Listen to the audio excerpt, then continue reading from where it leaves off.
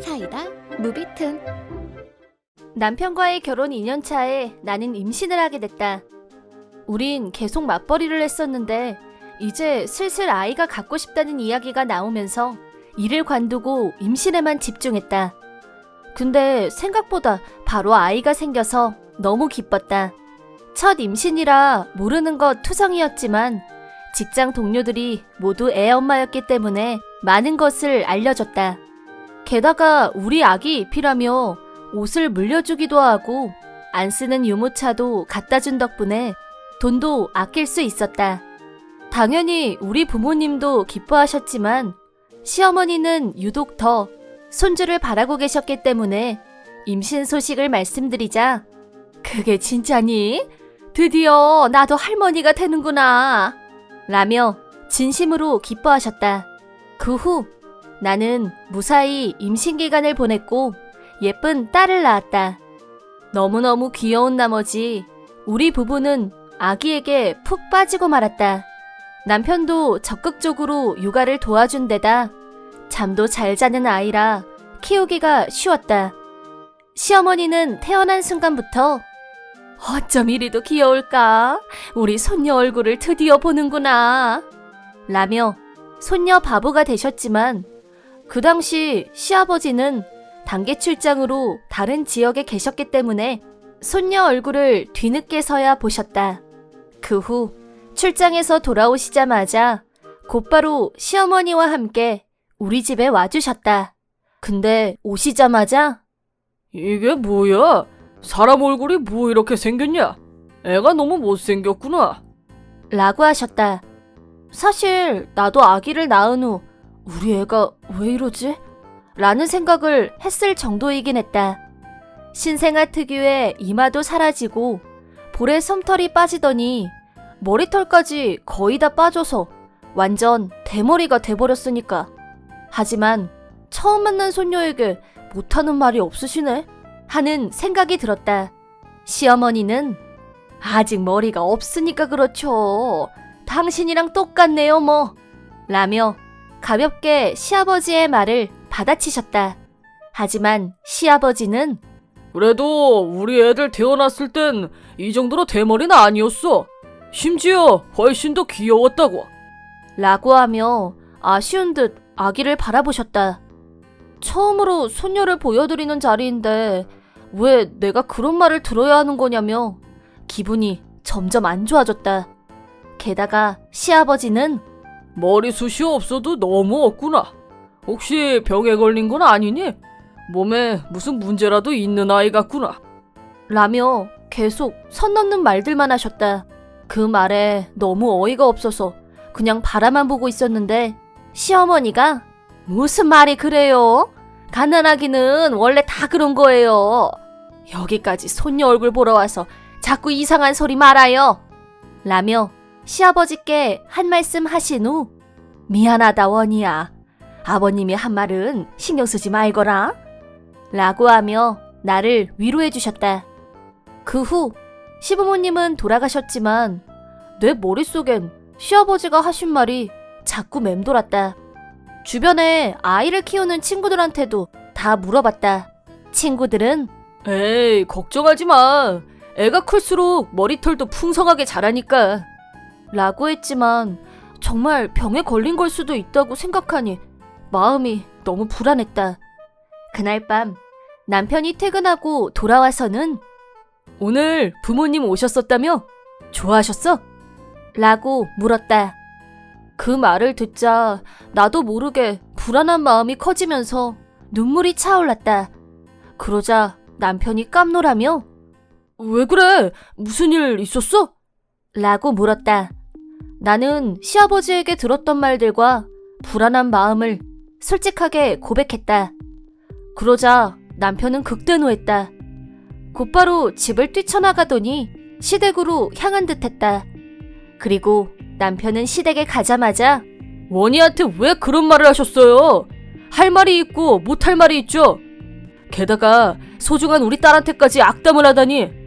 애가 아직 어려도 다 듣고 다 보고 있다고요. 손주한테 악담이나 하는 할아버지는 없는 게 나아요. 두 번 다신 저희 집에 오지 마세요. 손주 얼굴 볼 생각도 마시고요. 라며 한마디 하고 나온 모양이었다. 남편의 극대노에 깜놀한 시아버지도 한동안은 멍하니 앉아만 계셨다. 시어머니도 찬석이가 화내는 것도 당연해. 소중한 가족에게 악담을 퍼부었으니 지금 아버님도 많이 반성하고 계셔. 그래도 아버님은 신경 쓰지 말거라. 자업자득이니까. 정말 미안하구나. 집에 와서도 내가 갓난아기의 머리숱이 없는 건 정말 흔한 일이라고 알려줬거든. 상대방의 기분은 생각하지도 않고 그런 말을 하니까 이사달이 난 거야. 라며 당황해하셨다. 그 후 시댁에서 돌아온 남편이 앞으로는 아버지한테 우리 딸 얼굴 안 보여드려도 돼. 정말 미안해. 내 눈엔 이렇게 사랑스러운데 우리 아버지 눈이 이상한 거야. 라며 화를 냈다. 그 후 남편이 말한 것처럼 시어머니는 자주 오셨지만 시아버지는 손주 얼굴을 보러 오지 못하셨다. 백일잔치도 시아버지만 빼고 했었는데 그쯤 되자 시아버지도 괴로우셨는지 매일 내게 원희야, 내가 정말 잘못했다. 부디 손주 얼굴 좀 보여다오. 라며 애원하듯 전화하셨다. 시아버지도 많이 반성하신 것 같아서 이제 슬슬 용서해드리고 싶었지만 남편은 아직도 화가 잔뜩 나 있었다. 결국 시아버지는 딸의 돌잔치에도 초대받지 못하셨다. 솔직히 남편이 이 정도까지 화를 낼 줄은 생각지도 못했기에 나도 내심 놀랐다. 그래서 남편에게 그땐 그 말에 상처를 받아서 울기도 했지만 이제 슬슬 용서해드리는 게 어떨까? 반성도 많이 하신 것 같은데 라고 말해봤지만 남편은 우리 가족이 너무 소중하고 본인이 처음으로 낳은 딸이기 때문에 더더욱 용서가 안 되는 거라고 했다. 그리고 딸아이의 생일날, 그날은 마침 남편도 쉬는 날이었기 때문에 아침부터 딸과 단둘이 놀러 나갔다. 그 사이에 나는 시어머니와 함께 장도 보고 저녁에 먹을 음식도 만들었다. 그리고 저녁이 되자 신나게 논 딸과 남편이 돌아왔다. 그런데 갑자기 현관문 벨이 울렸다. 누구지 싶어서 현관에 나가보니 시아버지였다. 시아버지는 대뜸 무릎을 꿇으시며 내가 정말 잘못했다. 제발 날 용서해다오. 손주도 보고 싶고 생일도 함께 축하해주고 싶구나. 라고 하셨고 울면서 내게 사죄하셨다. 시아버지는 절규하시며 나와 남편에게 진심으로 용서를 비셨다. 그런 시아버지를 본 남편도 이제 충분히 반성했다고 생각했는지 두 번 다신 그러지 마세요. 라고 말하며 용서했다. 그 후 우리는 시아버지를 집 안으로 모셨다. 1살이 된 손녀 모습을 본 시아버지는 세상에 너무 귀엽구나. 라며 잔뜩 들떠 계셨다. 거기서 시어머니는 누구랑은 다르게 머리숱도 참 풍성해졌지요? 라고 하시며 시아버지를 놀리셨다. 참고로 우리 시아버지는 대머리이시다. 그렇게 걱정하던 딸의 머리는 주변 친구들의 말대로 점점 풍성하게 자라났고 점차 내 걱정도 사라졌다. 시아버지는 정말 많이 컸구나. 미안하다. 할아비가 그런 말을 해서. 이젠 두 번 다신 그런 말 하지 않으마. 라고 말하며 손녀를 꼭 안아주셨다. 그 후 다 함께 딸의 첫 번째 생일을 축하했다. 시어머니와 함께 만든 음식도 먹고 딸을 위해 사온 생일 케이크도 먹었다. 옛날부터 시아버지에겐 괜한 말실수를 하는 버릇이 있었는데 이번 사건으로 그게 얼마나 안 좋은 버릇인지 알게 됐다며 내게 사과하셨다. 지난 1년 동안 시어머니가 손주를 보러 갈 때마다 본인도 함께 보러 가고 싶었지만 남편이 너무 극대노하는 바람에 남편을 직접 찾아가서 사과한 적도 있었다고 한다. 하지만 용서해주진 않았다고 한다. 시아버지는 그냥 가벼운 농담이었다고 슬쩍 넘어갈 생각이었는데 남편이 진심으로 화를 내자 1년 내내 후회하셨다고 한다. 그러던 중 시어머니를 통해 손녀의 돌잔치 이야기를 들으신 것이다.